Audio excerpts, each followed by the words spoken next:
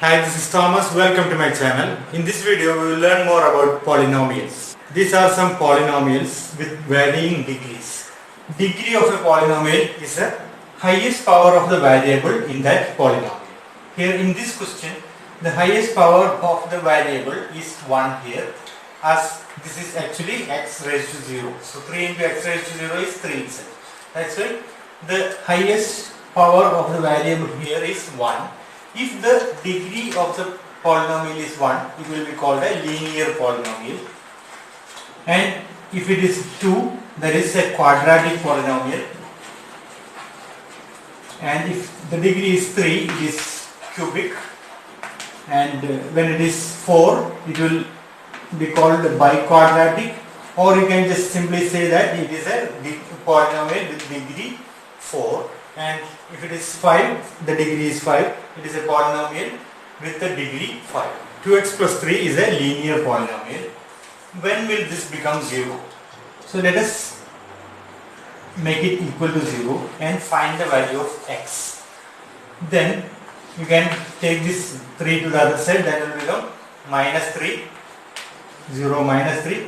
Okay, then x is equal to minus 3 divided by 2. So this value of x, if you apply this value in this polynomial, what will happen? Let us see. 2 into minus 3 by 2 plus 3. What will be the value? That will be minus 3 plus 3, which is equal to 0. That means the value minus 3 by 2, when applied in place of x, the polynomial becomes 0. That means this is called the zero of the polynomial. The number of zeros of a polynomial depends on the degree of the polynomial. If it is a linear polynomial, it can have maximum 1 zero. If it is a quadratic polynomial, it can have maximum 2 zeros. It is possible that it can have no zeros as well. And if the degree of the polynomial is 3, it may have maximum 3 zeros. The geometric representation of a polynomial will help you to find the number of zeros in that polynomial. If it is a linear polynomial, the geometric representation will be a straight line. As it is cutting the x-axis at one place, then the p of x, the polynomial of the variable x, will have 1 0. In the case of a quadratic polynomial, it may have a figure like this. The quadratic polynomial's geometric representation will be like a parabola, and if it is cutting the x-axis at two places, that means this quadratic polynomial have 2 zeros. The geometric representation of a quadratic polynomial can also like this. It is just touching at one place. That means it has 2 equal zeros, or you can say it has 1 zero. The geometric representation of a quadratic polynomial also can be like this. That means it is not touching or it is not cutting the x-axis. That means it can have no zeros. There is no value for that variable x which makes the polynomial 0. So this is also possible.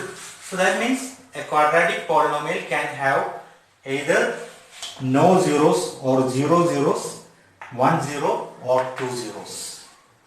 And if it is in the case of a cubic polynomial, it may have a graphic representation like this.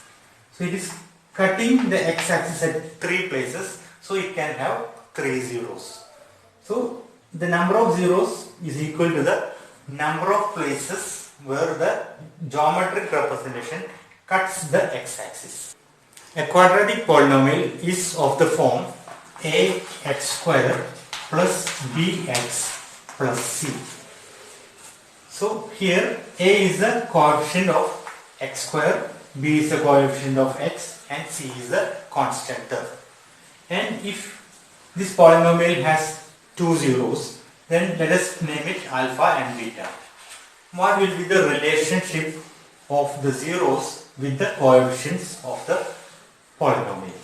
So here you can see that alpha plus beta, that is the sum of the zeros, will be equal to minus b by a, minus of the coefficient of x divided by the coefficient of x square, and alpha into beta will be equal to c by a. Cubic polynomial, it will be of the form of ax cube plus bx square plus cx plus d. This is the standard form of a cubic polynomial, and as the degree is 3, it can have maximum 3 zeros.